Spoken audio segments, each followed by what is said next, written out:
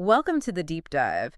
You've brought us, well, a really intense foundational text today, Genesis chapter 34. It's quite a story. It really is. Morally complex, incredibly challenging. We're talking about, family honor, large-scale deceit, violence. It's all in there. And our goal, our mission for this deep dive is to unpack those motivations, right? Get into the consequences as the text lays them out. Exactly. To look beyond just the events and understand the conflicting priorities, Jacob versus his sons, survival versus honor, and importantly, how a sacred act gets used, well, let's just say strategically. Okay, let's set the scene. It starts with Dinah. She is Jacob and Leah's daughter. Mm-hmm. And she goes out, the text says, to visit the local women. Right, the women of the land. There. And that's when Shechem, who's the son of the local ruler Hamor, he sees her. And the text is blunt. It says he took her, lay with her, and violated her, or defiled her is another translation. It's stark. But what happens next with Shechem is interesting.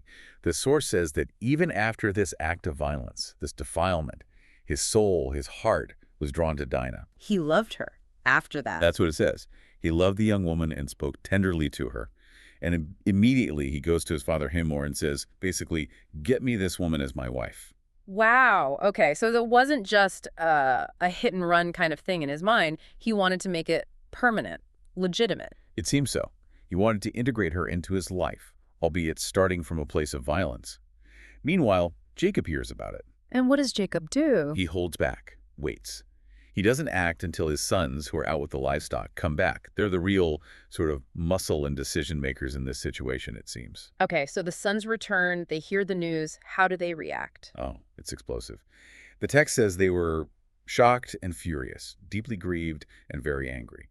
And crucially, they call what Shechem did an outrageous thing in Israel. That phrase sounds specific, like it means more than just they were angry. It absolutely does. An outrageous thing in Israel, or Nebulah in Hebrew, implies a profound violation of community standards, a taboo act that threatens the very identity and honor of their group. It's not just personal, it's communal. So the stakes are immediately incredibly high. It's seen as an attack on the whole group. Precisely. And that sets the stage for what comes next, which is Hamor and Shechem coming to negotiate. And they come with a pretty big offer, don't they? Huge. Hamor lays out this vision of total integration. He says, intermarry with us, give your daughters to us, take our daughters for yourselves. Settle down, live here, trade. Acquire property, become one people with us. It's a full merger proposal. And Shechem, he must know he's caused a massive problem. Oh, yeah. He jumps in and basically says, look, name your price. Any bride price, any gift, no matter how high, just let me marry Dinah. He's willing to pay anything. But the sons, they're not really negotiating in good faith, are they? Not at all. The text is explicit. Because their sister Dinah had been defiled, Jacob's sons answered Shechem and his father Hamor deceitfully. Deceitfully. Okay, so what's their counteroffer? They seize on the cultural difference. They say, we can't give our sister to an uncircumcised man. That would be a disgrace to us. So they set up a condition. A condition that sounds almost reasonable on the surface, but is actually the core of their plan. They say, only on this condition will we agree. If you will become like us by circumcising all your males. And if the Hivites do that? Then the sons say, we'll give you our daughters, take yours, settle among you, and become one people. If not, they'll just take Dinah and leave. But it's all a lie. It's a complete fabrication designed to exploit a sacred ritual. They're weaponizing circumcision. Using their covenant sign as a military tactic, that's quite something. It's a profound ethical line they're crossing. It shows just how far they're willing to go for vengeance, for what they see as a restoring honor. They'd corrupt their own sacred practices to do it. Okay, so this condition is laid out. How do Hamor and Shechem react? Well, the text says the proposal seemed good to them, and Shechem especially. He's described as the most honored in his father's house, but he doesn't hesitate. Why not? Because he really wants Dinah. Exactly. It says he lost no time in doing what they said because he was delighted with Jacob's daughter. He's completely focused on getting her. So they agree, but now they have to sell this idea, this mass circumcision, to their entire city. How do they manage that? They go to the city gate, which is, the public square, the place for decisions, and they make their pitch. What's the argument? First, they reassure the men. They say Jacob's family are friendly towards us. The land is big enough for everyone. Make it sound like a good neighborly arrangement. Okay, that makes sense. But the circumcision part, that's a big ask. It is. And this is where the real selling point comes in. It's pure economics. They ask the men of the city, Won't their livestock, their property, and all their other animals become ours? Wait, what? They're pitching it as a hostile takeover, basically. A slow economic absorption. The subtext is, if we agree to their terms, if they settle here, eventually all their wealth will become ours. That's the hook. So the city agrees to undergo this painful, risky procedure for greed. That's exactly how the text presents the Hivites' motivation. They see it as a shrewd investment, a bit of temporary pain for long-term economic gain. They think they're playing the long game to exploit Jacob's family. And it works. The whole city agrees. It works perfectly. Every male who went out of the city gate was circumcised. The son's deceit played right into the Hivites' own avarice. Unbelievable. The stage is perfectly set for disaster. Perfectly. And the sons don't wait long to spring the trap. Let's get to that. The retribution. When does it happen? 3 days later. The timing is absolutely critical. Why the third day? That's generally understood to be the peak of pain and inflammation after circumcision. Maybe feverish, certainly incapacitated. The men of the city would be completely vulnerable. It's calculated. This wasn't just random rage boiling over them. No, this was planned. A coordinated military strike, timed for maximum effect. And it's led by Simeon and Levi. Dinah's full brothers. Exactly. They take their swords, go into the city described as unsuspecting, and they just start killing. How extensive is it? Total. They killed every male, Hamor, Shechem, everyone. It wasn't targeted. It was annihilation of the city's male population. And Dinah. Once Hamor and Shechem are dead, they go into Shechem's house, take Dinah, and leave. But it doesn't end there, does it? No, because then the other sons of Jacob arrive. What do? The fighting's over. They come upon the scene, the dead bodies, and they begin to plunder the city.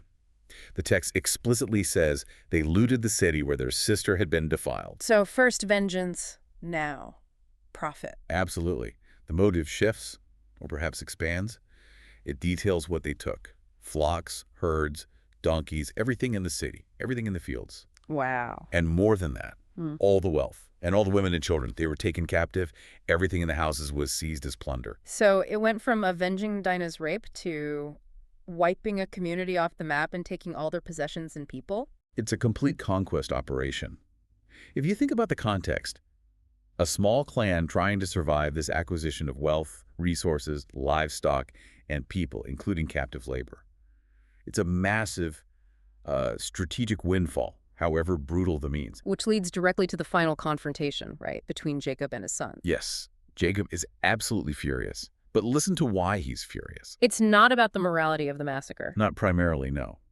He says to Simeon and Levi, "You have brought trouble on me by making me stink, making me obnoxious, to the inhabitants of the land, the Canaanites and the Perizzites." He's worried about the neighbors, about retaliation. Exactly. His fear is entirely strategic, existential. He says, "My numbers are few, and if they gather themselves against me and attack me, I shall be destroyed, both I and my household." So Jacob's priority is survival. Keep the peace. Don't provoke the powerful neighbors. Pragmatic survival. He sees his son's actions as reckless endangerment of the entire clan. They've drawn way too much heat. But the sons see it differently. Completely differently. For them, it seems, the honor of the family, the insult to their sister, trumped any strategic calculation.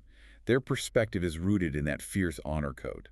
And how do they respond to Jacob's fear of annihilation? Their response is short, sharp, and reveals everything about their motivation. What do they say? They just ask one question back to Jacob. Should he have treated our sister like a prostitute? Wow. That's their whole justification for everything. The massacre, the plunder, the risk. That single question frames their entire worldview. The violation was so absolute, the dishonor so profound, that any response, no matter how extreme, was justified in their eyes. Honor over survival. So summing this up, it's just layer upon layer of conflict. You have the initial horrific act against Dinah. Then Shechem's, perhaps genuine, perhaps manipulative, desire to marry her, mixed with Hamor's political and economic aims. Then the son's cold, calculated deceit, using that sacred act of circumcision. Leading to the brutal massacre and then the wholesale plunder, shifting from revenge to outright conquest. And finally, that clash between Jacob's fear for survival and the son's absolute stand on honor. Yeah, the source leaves you wrestling with these massive tensions. There's no neat resolution. It forces you to confront these competing values. And that final thought we're left with, it really hangs in the air, doesn't it? The sons justify their actions based on the initial violation. Should he treat our sister like a prostitute? Right, their justification focuses squarely on the motive avenging Dinah's honor. Hmm. But the text forces you, the reader, to look at the sheer scale of the consequences. The deception, the killing of every male, the seizure of wealth, the enslavement of women and children. It went so far beyond proportional justice. So the question the text leaves you mulling over is, Mhm. does that initial terrible violation, that deep dishonor, actually justify the catastrophic, deceitful, and acquisitive violence unleashed on an entire city? You have to weigh that sense of violated honor against the cost of survival and the definition of justice against the reality of mass conquest. It's deeply unsettling. There really is. There are no easy answers in Genesis 34.